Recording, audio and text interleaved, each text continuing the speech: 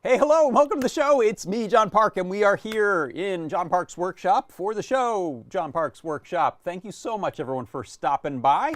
What do we got going on here? We have people in our chats, so if you are over in YouTube, check out the chat there. Hey, Dave Odessa. Hey, Johnny Bergdahl. Hello, welcome. Thanks for stopping by. If you're on Facebook or LinkedIn or one of these other places where we don't seem to be active in the chat, that's because everyone is over here on, look, wait for it, the Discord. That's our Discord server right there, and the live broadcast chat channel is where you want to hang out during the show. That is at adafruit.it/Discord. Go there, you'll get an instant invite and be able to join up and look for that channel there. Someone said that Lars is too close. This is making it worse. Say hi, Lars. So that was for my buddy Usman in case he's watching. I'm not sure if he is or not. He really does not like Lars. He has issues with Lars. I don't know why. So what do we got going on in the show today? I have a coupon code for you so you can save some money in the store if you are interested in buying some Adafruit stuff. And of course, that is what keeps the lights on here in my workshop and at Adafruit in general, which is selling you stuff. And you know, we put together all of our libraries and learn guides and codes and CircuitPythons and all that kind of stuff to encourage you to buy some things from us that you can build your projects with.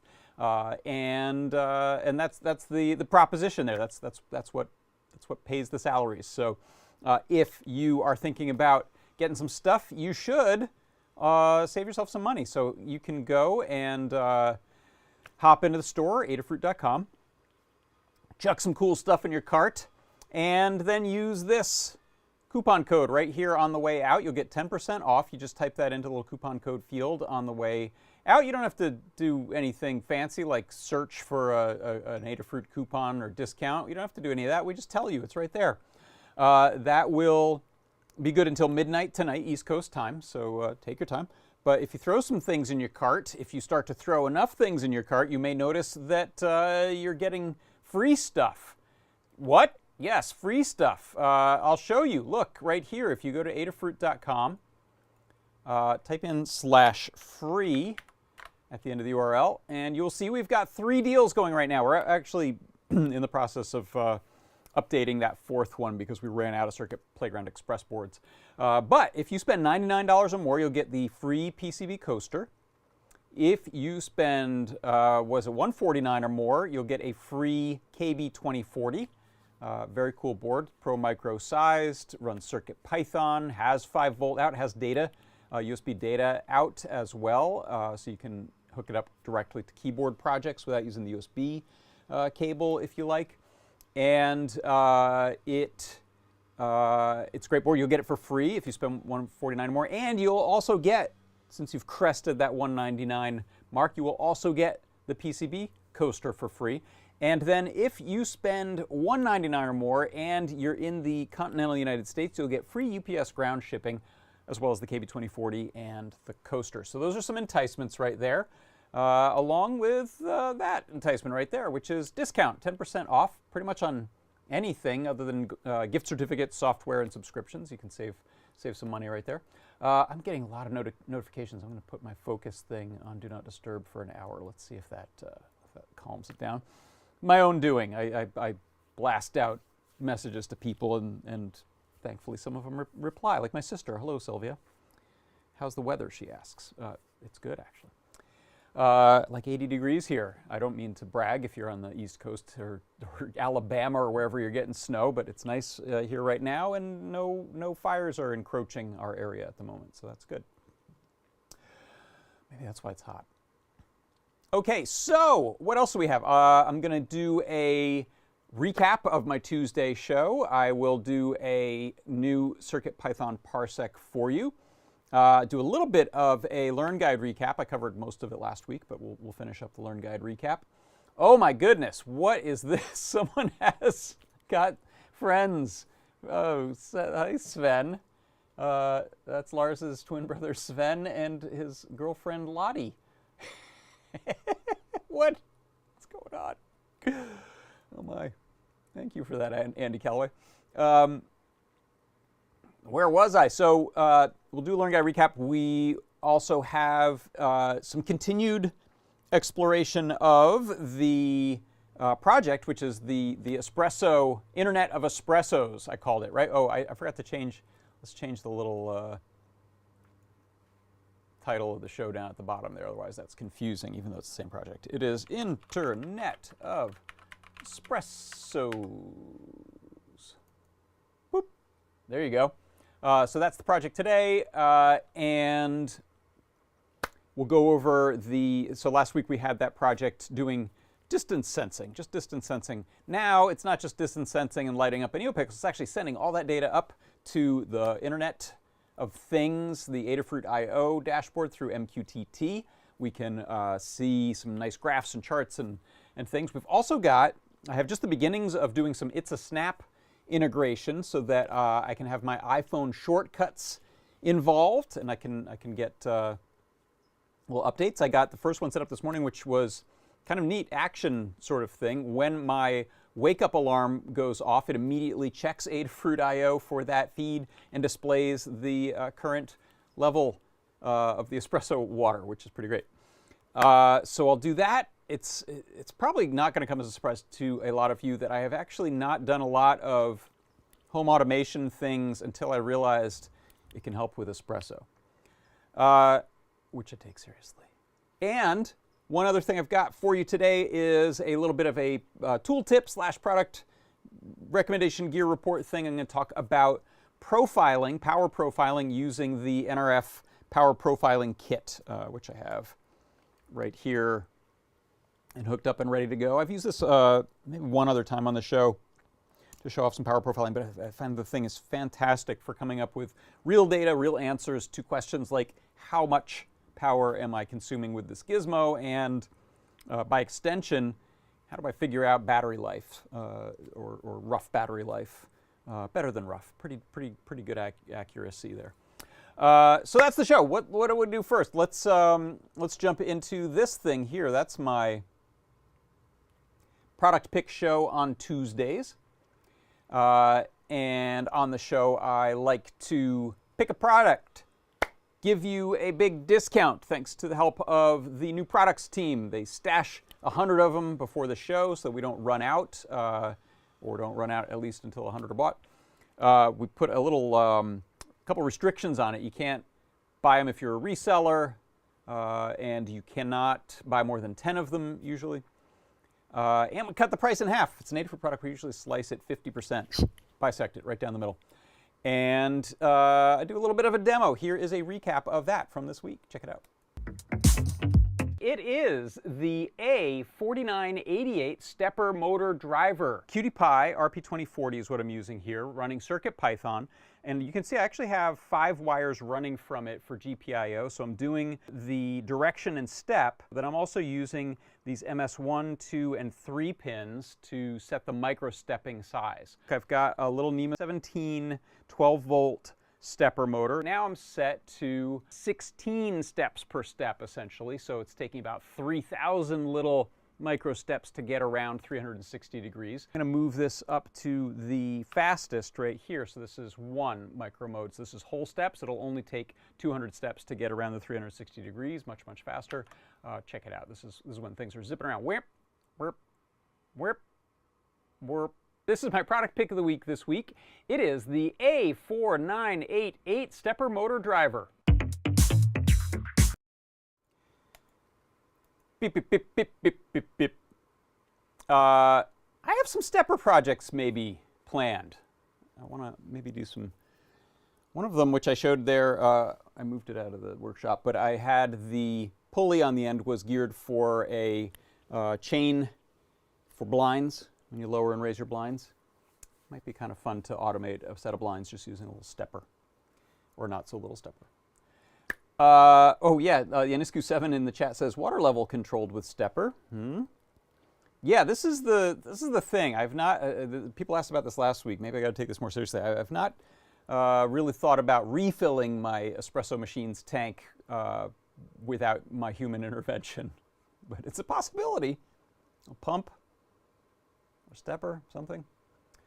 All right, hey, let's get to. Let me set up here a CircuitPython Parsec. Check it out. CircuitPython Parsec. Okay.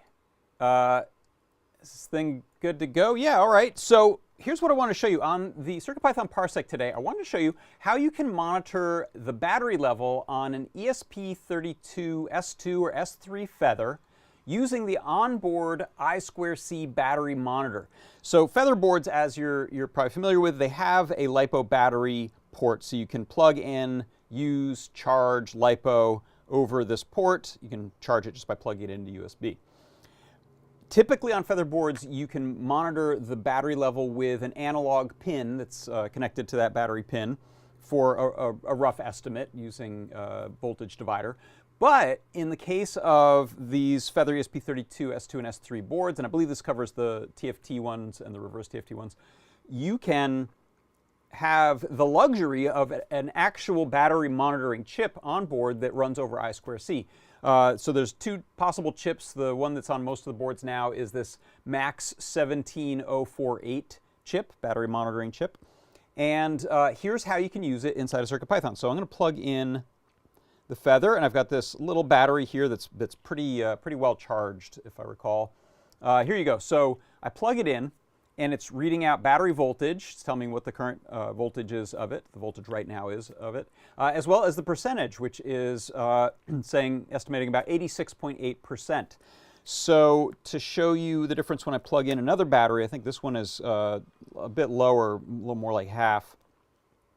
Plug this in, it starts updating. Oh, we're getting the same. What is that? That seems like a weird coincidence. I don't trust that. Let me reset the board. Have it check this one out. There we go. Okay, so 3.94 volts it's reading off the battery, and it's saying that's at actually about 69%.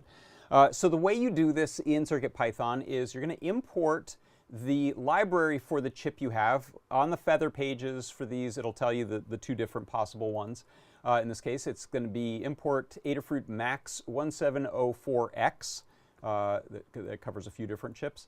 And then we set up the instance of this by saying monitor equals Adafruit MAX 1704X dot MAX 17048, the specific chip we have here, and it's running over board I2C. Then in the main loop, we can just ask for it by saying monitor.cell voltage and monitor.cell percent, and that will just spit those out. You can use them for anything you want. In this case, I'm just going to print them down here. Then I take a little pause and repeat. So you can, like I said, go check out the guides for, I'll put this code up in the blog post about this, but you can check out the guides for info on the 2 possible chips, and that would be in the Learn Guide for Feather ESP32 S2, S3, and the TFT variants of those.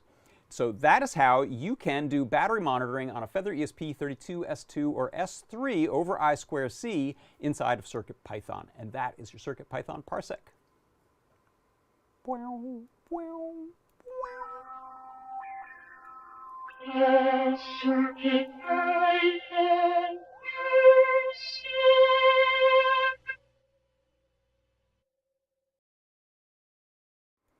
Okay, and that one will be relevant later because I realized it would be a good idea on the Espresso sensor project if we're going to kind of go all out and make a battery-powered wireless one with deep sleep mode. Might as well also report the battery over Adafruit I/O so that you can have a little warning when you need to charge it.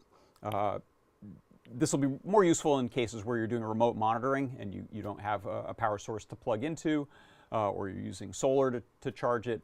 In my case, I'll be at an Espresso machine near a plug. I'll probably just keep it plugged in all the time and won't run off a battery. But that is how we make this, I think, a more useful project for more use cases than just the Espresso machine monitoring where you're plugged into power. So that's what spawned that. Let's see. Let me check in with the chats. What's going on here? We've got a nice espresso or a drip machine GIF, actually. Ooh, lovely coffee. You're making me want coffee. I don't have any right now. Ooh, blind monitor controlled by daylight. Yeah, that'd be kind of nice, Andy. Do some light sensing or time-based stuff. Darn, this home automation is becoming tempting. Okay, let's now move on to the Learn Guide recap. How about? Let me jump over to my Chrome, excuse me, browser here. And at Adafruit.com, you can always just click on the menus up at the top. Here I've picked Learn. Takes me to the Learn Guides. We have this little dynamic banner up here that shows the most recent guides. You can sort of side scroll through a few. The first one actually listed here, this is the Animating Animatronics Guide, the one I wanted to talk about. So there you can see actually there's a nice little GIF of our gnome in action there from the project. So this is live now. Last week I showed a preview of it. It's live. You can go check it out. I've got some new videos in there to explain how things work and all the files that you need. Some more little sections of demos from the show and tells. And here's your parts list. So this is running off the ESP32 S2 with the 16-channel PWM and servo shield. You can run 16 different servos off of that if you have an adequate power supply. Using this external 4-amp 5-volt. We also sell a 10-amp one, which would be great if you're running a bunch of servos if you have a bigger project. Alternate for this is you can use a little mini pan tilt kit that we have that comes with 2 micro servos, a little smaller. Here is, I mentioned these little low profile screws that I'm using all over the place in this project. This is a kit. I actually I forgot, and I didn't get the computer screws kit that Adafruit has, but I don't know if it has these low profile, or it definitely doesn't have as many of them. This little assortment is nice. And then a USB gamepad if you want to do the real-time puppeteering. And then I've got a little section here on going and prepping your servo shields. So you can see I like these little DC barrel jack pigtails. You can use screw terminals on to plug into the board. So that's where the power to the servo is going to go. And we just have a shared common ground with the logic side of things. And here's a image of a couple of servos plugged into it. So you've got these little 3-pin connectors here. Those are for the data, power, and ground of each servo. And you can see we've got little clusters of 4, so you can plug in loads and loads of servos there if you need to. Then I've got a little bit of info and a link to, I'm not trying to reinvent the wheel here, so you can install BotTango, get that up and running using their sort of primary instructions. Then places where it diverges, I've called things out. There's a driver that you'll pull from the installation, put it into your Arduino library folder, and then there's some changes that you'll make that I've outlined here. And here's a little screenshot. You can see of setting it to use the Adafruit PWM library, which is the library we use with that shield in particular, as well as a couple of little changes mentioned.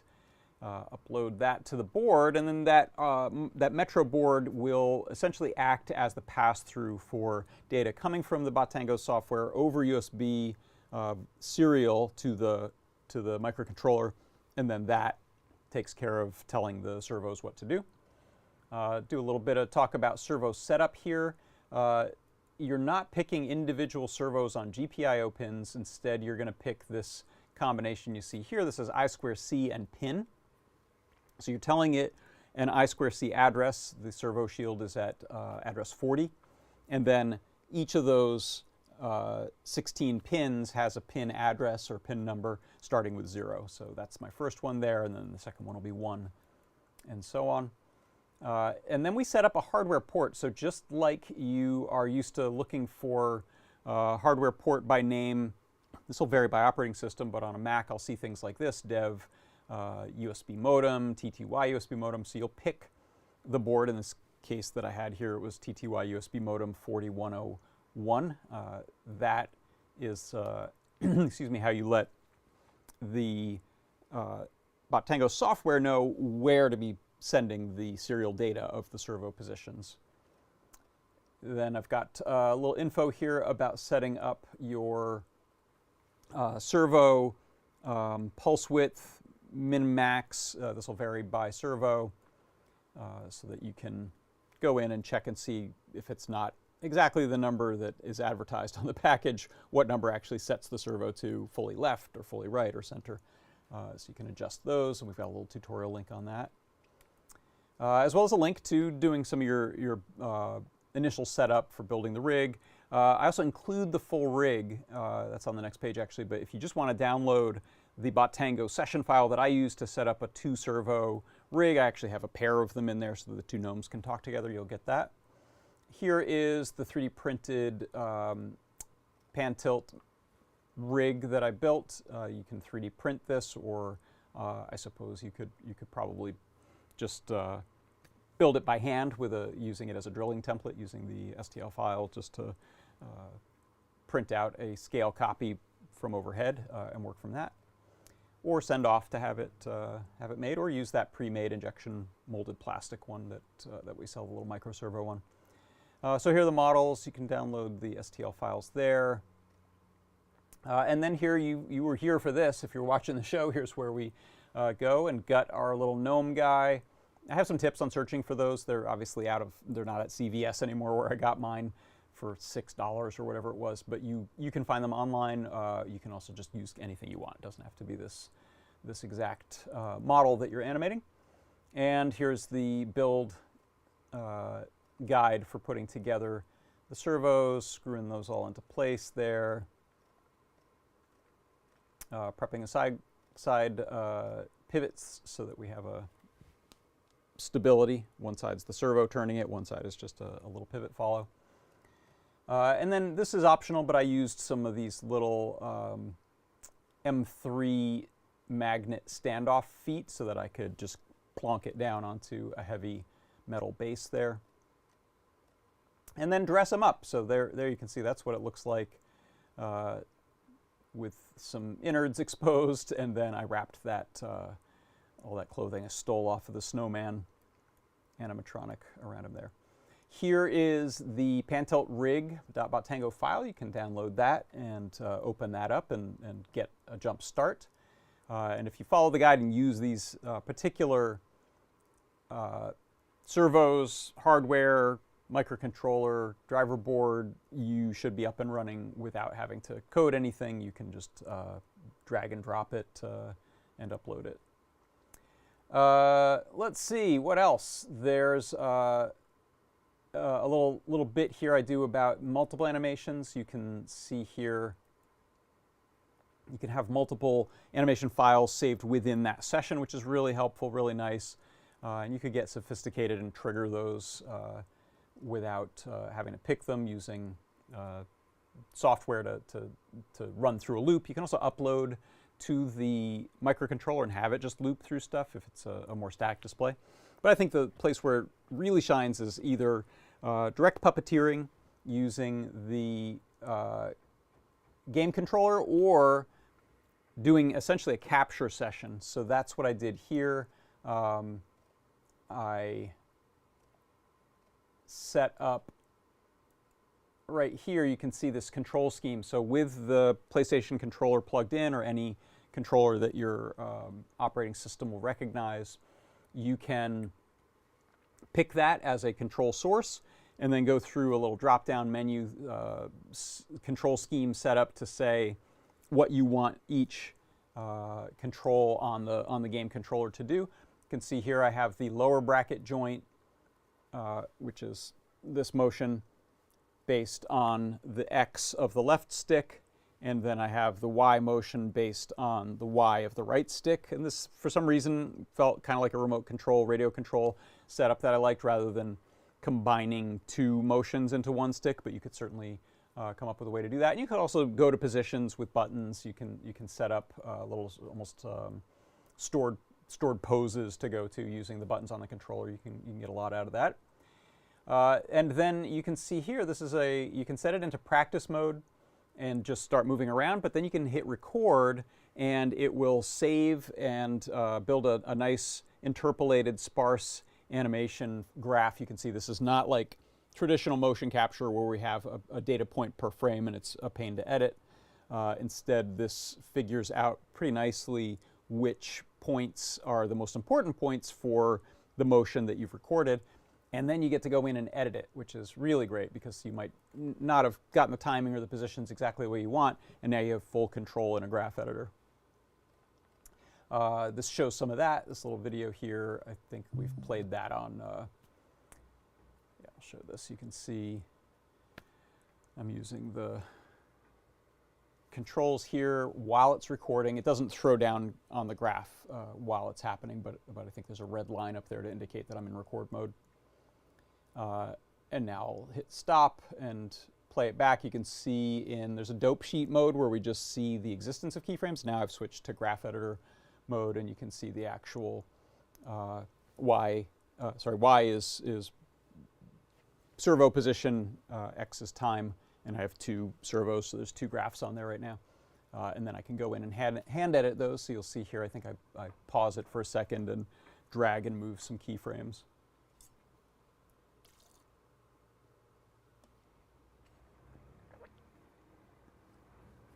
Or I did that while I was talking. I think I already did that, yeah. Okay, so that wraps that up. And thank you. Spicy Ramen Co. said, wow, this took a lot of work. Thank you so much. You're very welcome. Thanks so much to the creators of this software and some of the other people who put tutorials and other helpful links out there online. It was very easy to get up and running quickly. One note, this is one of the pieces of software that really forced my hand in finally giving up on my 2019 MacBook Pro Intel based that I had been running. That thing hated this, and I'm guessing this is built in Unity, but I could be wrong. There was something about this that I had to shrink the window down really small, or that machine was chugging, and that machine had a nice graphic card in it too. I don't know, or chip, I don't know what the problem was, but I upgraded to a little 4 times cheaper Mac Mini M4, the most basic model with no upgrades to anything, just the most basic, like $500 MacBook, or sorry, Mac Mini, the new M4, and it's crushes. It absolutely is a great machine, and it played very, very nicely with this software. So I'm very happy with that. Same also with Stud.io, the Lego CAD software. That was one that Intel machine really hated. Even that Intel machine could run Maya and Rhino and things like that pretty well. It didn't like some of these apps. I'm not sure. Maybe there were OpenGL or some other settings that could have been twiddled around. But there you have it. So that's the GNOME project. let me know if you jump in and do some animation. We'd love to see what people are working on animatronics-wise. Maybe pick a favorite friend and add some motors to it. If I'm not mistaken, one of the options in Botango is to drive steppers or solenoids. I forget. One of those. It of course does servos, but there's another motor type, and I can't remember if it's for solenoids for like just click, click, click, or if it can run steppers. But I haven't looked into that at all. That is actually kind of an interesting thing with animatronics. The stuff that I'm showing here with the gnome, this is very put a motor where a joint is, essentially, which gets bulky, heavy, and ineffective pretty quickly. To do something like an arm with some finger joints and having a servo at the location, you start to have a lot of weight, a lot of wobbling around. So there are a lot of animatronics that rely instead on steppers or servos that are remote using cable drive types of systems and pulley types of systems. So maybe a base full of steppers and belts and cables running off to remote joints could be a neat more advanced project. Maybe. Okay. Hi, Paul Cutler. Paul says, it's amazing how powerful the new Mac Mini M4 is for the price. Very happy with mine. Yeah, I cannot say enough good stuff about it. It's just works. And the price, wow. Ooh, this looks neat. What's this GIF? This is a breakfast setup.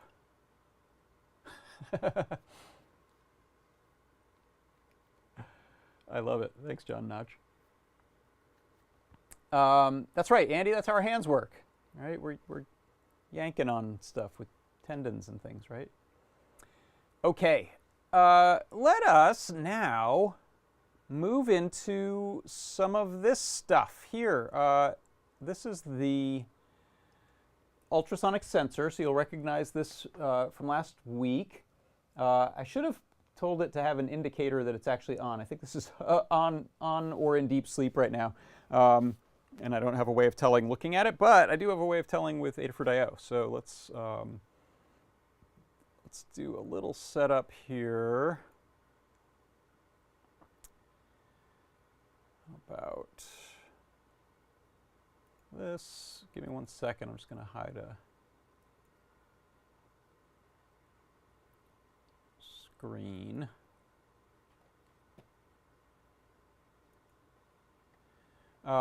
Okay. Can I put me in the corner there somewhere? There. Hello. So this is the dashboard that I've made. So last week, like I said, this was just a ultrasonic sensor with a NeoPixel. And you can see now what I've got is I've swapped out. I was running this on, I think it was a NRF, it was a RP2040 Feather, which doesn't really have connectivity. So now I've swapped in this Feather ESP32S2, which gives me a bunch of neat stuff. First of all, it's good at going into deep sleep. It has Wi-Fi, so we can use it both to send data as well as retrieve data from, in this case, the time server. There's an Adafruit IO time service that I'm using to find out what time it is. And that's the key thing here is that I've got it sending my data to Adafruit IO, so I can see on this little chart. If you look here, this is, I think I've got it sending every 15 minutes right now. I had been having it go every few seconds just during testing, but for the last little while, you can see the chart there moving around as I'm changing positions, but the points there are actually not very frequent. Easier way to tell on these, in fact, can I see? Let's look at this. Let's look at this feed. So I'm gonna go to my feeds. I'll go to the tank level, And here you can see just the raw data. It's saying, well, you can tell right there, starting at 12:10 p.m., then 12:25, 12:40, 12:55, 1:10, 1:25. So actually one is coming up pretty soon. What I'm going to do is let's leave it in its natural state while I talk for a bit. And I've moved the object that it's going to ping off of, which you can't see that right now, but that's that little thing right there. Beyond 3 centimeters. That's the value that it's listing up there. And right now we'll see at what? About 4 minutes from now. Yeah, I can vamp for 4 minutes. We'll keep an eye on this and see it wake up and ping the distance. It's also going to report the battery level, and it's going to ask for the time. So the reason I'm doing that is I also have essentially these 3 features going on. One, I want it to check the distance and report it. 2, I want it to check its own battery level and report that. 3, I want it to save power because Limor really wanted to make a version of this run off of battery, which is right now I've got a 1200 milliamp hour battery under the breadboard there. And so the way that we're achieving maximum power savings is we go into deep sleep after we check every 15 minutes. So there's a variable I have in there for how frequently you're going to wake up and check. Because it consumes almost nothing while it's in deep sleep, about 1.2 milliamps. When it wakes up, it consumes more like 300 milliamps or so when it's doing Wi-Fi things, about 60 milliamps when it's doing NeoPixel things. And that all lasts for a few seconds, then it goes back to deep sleep.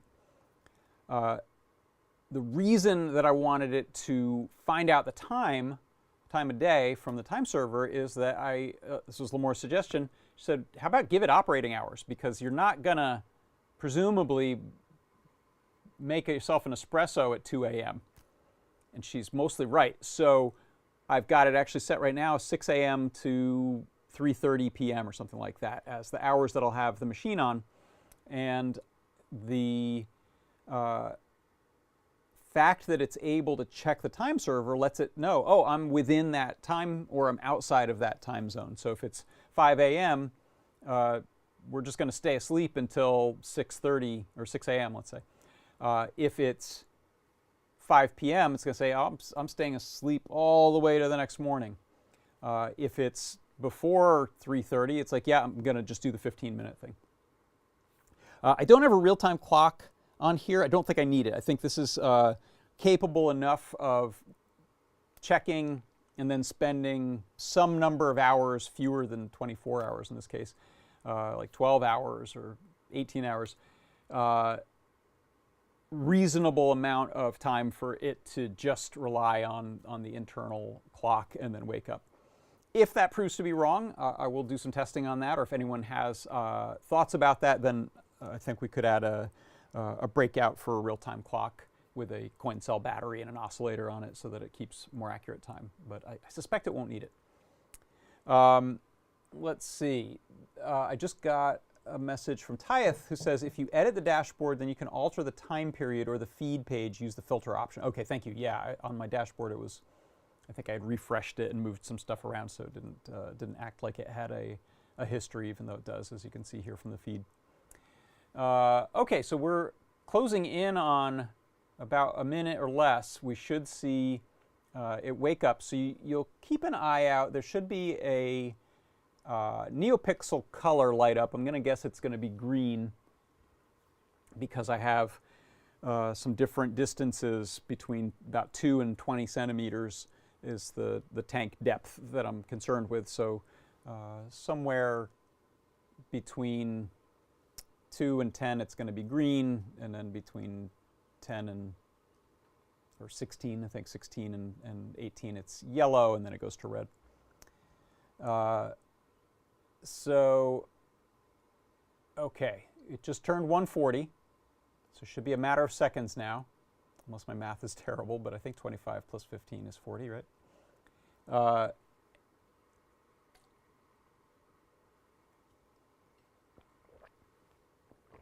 see how it does. Okay, there it lit up green, so that was when it found the distance, and now it's connecting to Adafruit I/O. And we see a new data point show up on the feed here. Now it's 12 centimeters away. So pretty cool. Let me go back to the dashboard. Espresso tank, there you are. And you can see there, this is the little data feed here where it's showing me, okay, 12.2 centimeters. Andy Calley says, lol, everyone's staring at the screen. And I got this nice little water tank icon on here that's it's blue until I think at like 18. I'll make this thing run much quicker so we can see it changing. We get yellow as we get a little bit below the 16 centimeter depth mark, and then red when we get to, I think, 21. So it's also, you can see here, giving me the battery level. And, that's kind of nice. We can see at 12:55, the battery level was at 78.5%. And now at 1:40, it's at 78.3. So it's barely moved, which is good. I like to see that. I'd be worried if I saw like 10% battery drop in less than an hour. So that's what I've got on the dashboard right now. I'm gonna grab this and plug it in, and we'll take a look at it in faster than real time. So let me go to just the straight down shooter here. Actually, we'll go to this view. Get rid of that, and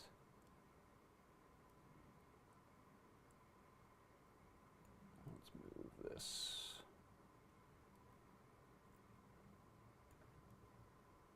Over here. Okay, how's that look? That should be reasonably clear what's going on. So in the code.py file, this is on CircuitPython, by the way, in case I hadn't mentioned it. I have some variables that we can mess with just to see it in action. So right here at the top, hopefully you can see this. Let me see if I can make it a little bigger. I've got opening time and closing time. So 6 a.m. to 3:30 p.m. Are the operating hours of this thing. Normal check minutes. So when it's in operating mode, how many minutes to wait between checks. I'm going to actually cheat and set this to like 0.1. And let me resave this.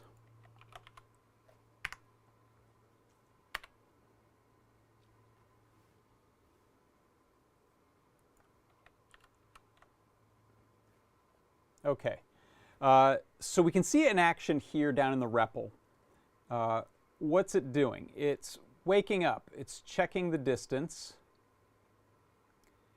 It's finding out the battery level. It's publishing all that. Oh, that's funny. It should be closer than that. I don't think it's. I think I have an angled back of the keyboard that's looking at. It said 16 centimeters. So that's why you can see my dashboard indicator was yellow. Now it's closer. Now it's blue. Now I'll move, and I'm going to hold up a little. Hopefully you can see this little piece of plastic here. So now it's going to say, let's see, let me wait for it to wake up the next time. Should just be like 2-3 centimeters. 2 centimeters. Connects up to my SSID, connects to Adafruit I/O, gets the time, finds out that we're within the operating hours, checks the measurement, publishes that. You can see my bar graph is full now, and it's also sending that battery level. Now, this is really rapid. We don't need to check this frequently. You'd probably burn through your allowed feed updates pretty quickly, so we'll set this back down to like every minute, let's say. In reality, this could be once every 15 minutes. You could have a time when you're using it more, like maybe adjust this so that during the 8 to 10 in the morning is when I have it check every 5 minutes, and then because I might run through more water then, especially if I have other people I'm making espresso for, not just myself. Let me see if I can hold this here. So we've got some adjustments that we can do there to fine-tune this and then still get the best battery life out of it. But yeah, this is the key right here, I think, is that it's just not going to run during these hours. We can test this. I'm just going to tell it, don't turn on until 1:48, let's say. So 13:48. And I'll save that. So now we should see, it wakes up, it checks the distance, it checks the battery, it connects to my Wi-Fi, it connects to Adafruit IO, it gets the time. And then it says, ew, wait a second, we're outside of the operating hours. I'm going to sleep until 1:48, which in this case is just 1 minute from now. But that could, if it were in the middle of the night or whenever you had flipped the thing on and it went and checked all this stuff, it could say, oh, 9 hours, you know, it's no longer necessary. Then it doesn't just keep waking up. Then it's just going to hold in that deep sleep state, which is cool. Right now, it's just that internal clock, right, that's waiting a minute, and we should see in 30 seconds or so, it will wake up because it's just been counting off that operating hours time. So let's see. Let me see if there's other stuff to talk about here before we talk about power profiling. Oh, okay. So there it woke up, and it's within operating hours now. So now it's going to go back to its once a minute thing, or whatever you set these intervals here to. Resave those.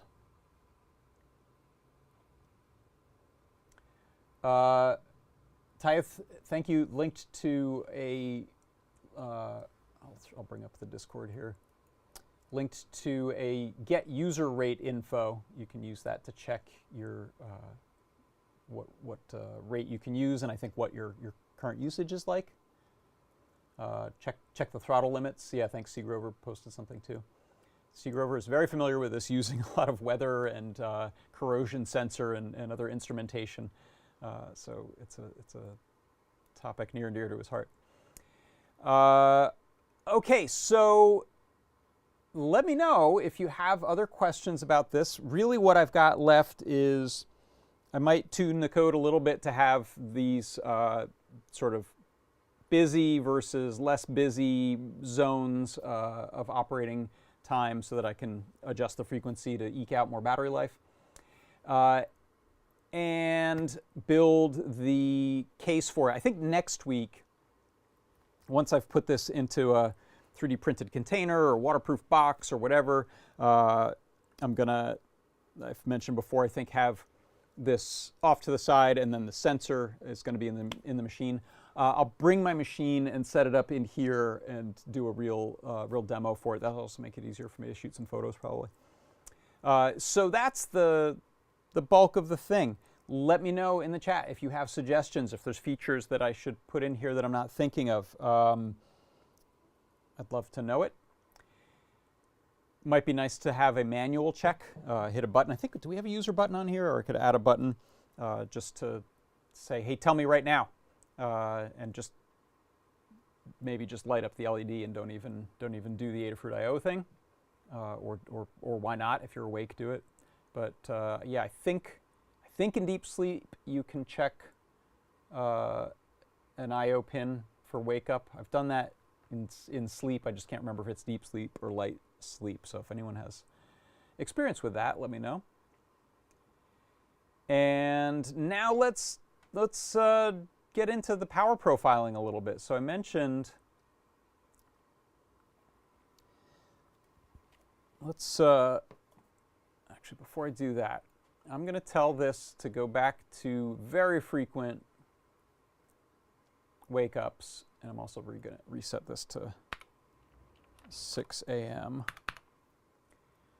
Because I want to watch what power consumption we have when we're in deep sleep versus when we wake up and do some Wi-Fi stuff and some sensor checking and some NeoPixel lighting. So I'll set this again to 0.1 minutes. Hit save. We can watch it do its thing here for a second. A little bigger. Let me send this over here. So I just moved the sensor so you can see it's going to report, let's see, 13.6 centimeters. I'll bring it a bunch closer.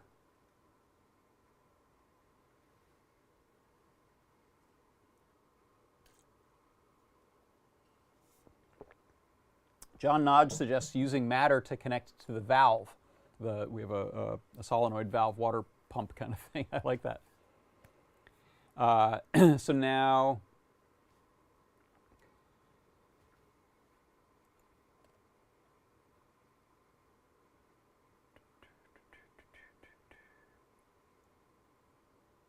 here it comes. It's just woken up, checked, sent the value, and we should see Adafruit I/O update.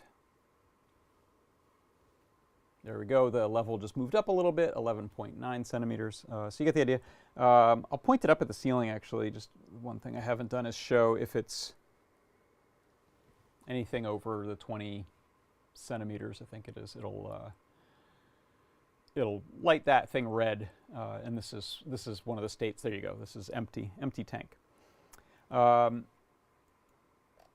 One note, actually, before I go to the power profiling that I was just reminded of, if we look at this gizmo here, this dashboard gizmo block for the water level, you can see it's tied to my water tank level. And if we look at the setup here, this worked. Maybe Tyth or someone can tell me if this is, or Brent, the right way to do it. I set the minimum value to the largest number and the maximum value to the smallest number because I need to essentially invert the graph because 1 is full, 22 is empty. You can set color ranges for just the highest, mediumest, and lowest. You can test those with this little test value button here. So I think if I go to 17, it's yellow, 16 is still blue, and 20 is still yellow, 21 is red. Here's where we set those conditions for low, medium, high. The medium is 16, low is 20, greater than and greater than. You can also set the number of decimal places. You can also tune what you're sending from the microcontroller. So that's how I set that up, and it seems to work pretty well as a meter the way I expect it. Go back to the dashboard there. Oops, I didn't ever close that out. There we go. So now on to power profiling. How do we find out what this thing is going to eat battery-wise? So what I'm going to do is I'm going to unplug battery and USB from the Feather. So Feather's unpowered. And now I'm going to take this. This is this NRF Power Profile Kit. It costs about $100. I'll go to the link to it later. But it is a Nordic board that is designed for really precise low power consumption metering. It can supply the voltage and current that you want to the device and then read what it's using. It also has some logic pins that you can use, which I haven't done before, so you can do some logic analyzer stuff with it. So what I'll do is I'll plug in the PPK2, Power Profile Kit 2, from its power out. So it has a V out and a ground that I've just spliced in a JST cable. We sell these long JST battery connection cables that that are good for this kind of thing. So now if I turn on the PPK, which is getting USB data and power from this computer, I'll switch over to NRF Desktop. So this is the free app from Nordic. And what it's asking right here is for me to select a device, first of all. So in the upper left corner here, I will pick my PPK2. If you don't see anything there, you may have forgotten to turn it on or not plugged it in. But it's good about recognizing it when you pop it on.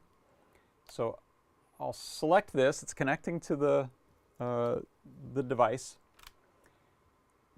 And then in source meter mode, we can set the supply voltage. So I'm going to do about 3.5 volts.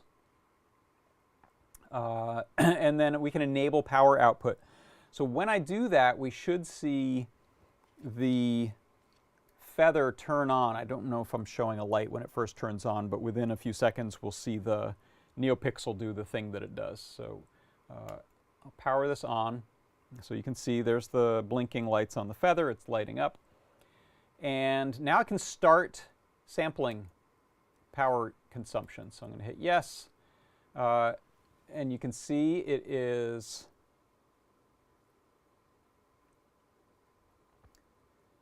doing a bunch of stuff, blip, blip, blip, up in the 300 milliamp range. And now it's in deep sleep. Drops down to this, like, almost zero. And then it starts the wake up again. It does Wi-Fi stuff. It does 5 samples of the ultrasonic sensor. It does the NeoPixel stuff. And then it gets the time, other Wi-Fi stuff.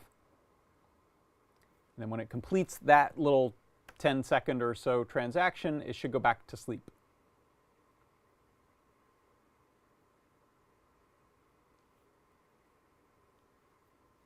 Okay, I don't know why it's not going to sleep.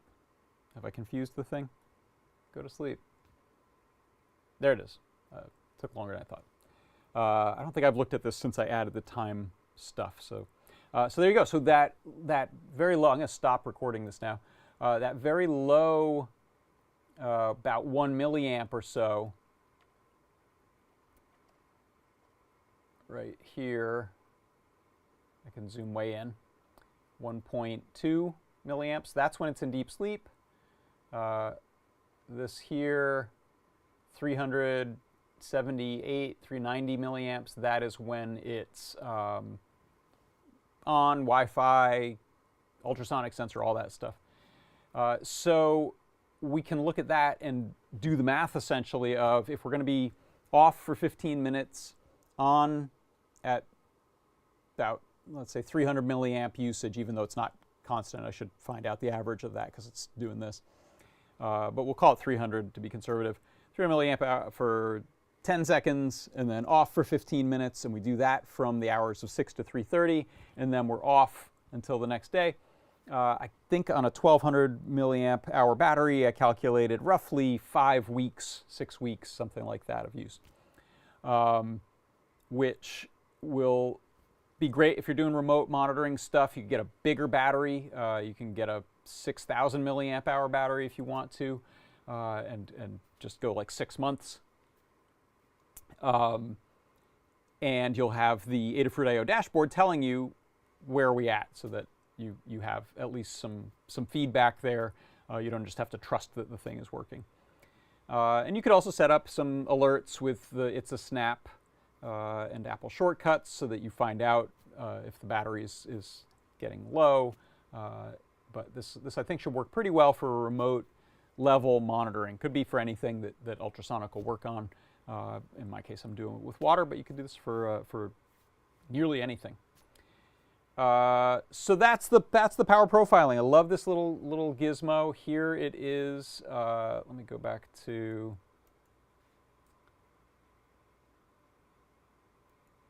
Back to here.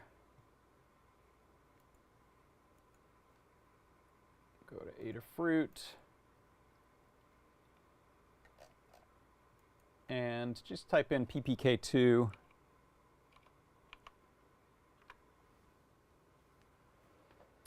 Here it is, Nordic NRF PPK2 Power Profiler Kit 2, Power Measurement Tool. We have a link in there to go to their excellent documentation and download the Connect for Desktop framework, which is kind of neat because that gives you one place to install all the NRF stuff. So they've got the NRF Connect Bluetooth monitoring things and about 5 or 6 other applications for the desktop that you can grab there. So that's the basics on that, and I'm a big fan. It helped me not just be guessing on the usage. All right, shoo! I think that's going to do it. Before I go, I will remind you, you can use this coupon code, DataFeed, to get yourself 10% off in the store today. And maybe pick up one of these. This'll count. It's expensive. It's $99.95, but that'll be $99.95 minus $999, whatever that is. It's about 10 bucks off. Maximum for customers, 3 of those. We have 11 in stock. So if you've been considering it, go pick up yourself one of these nice little guys here with the DataFeed coupon. I'll also show you, it's JST PH? SH? Yeah, PH. I think that's what I used right there and cut it in half to graft on a nice little, this is perfect for if you're monitoring the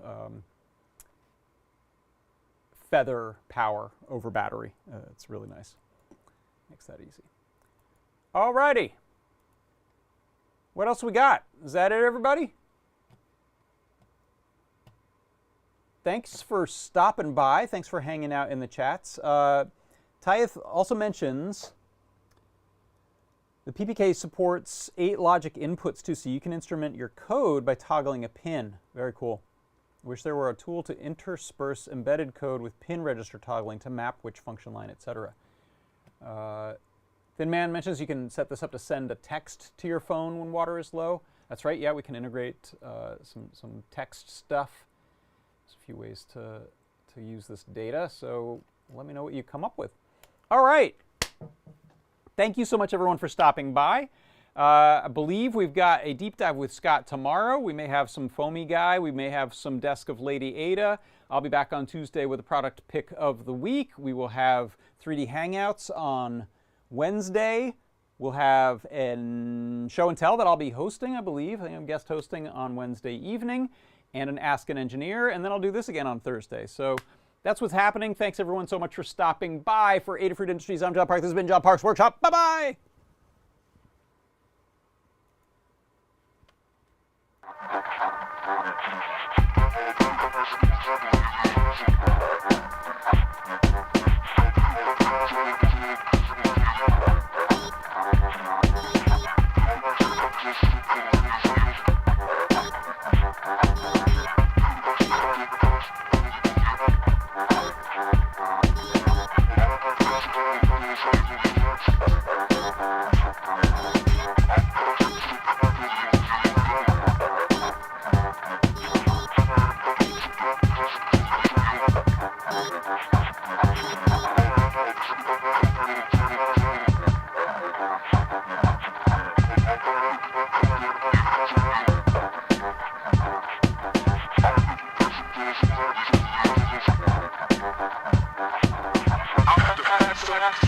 You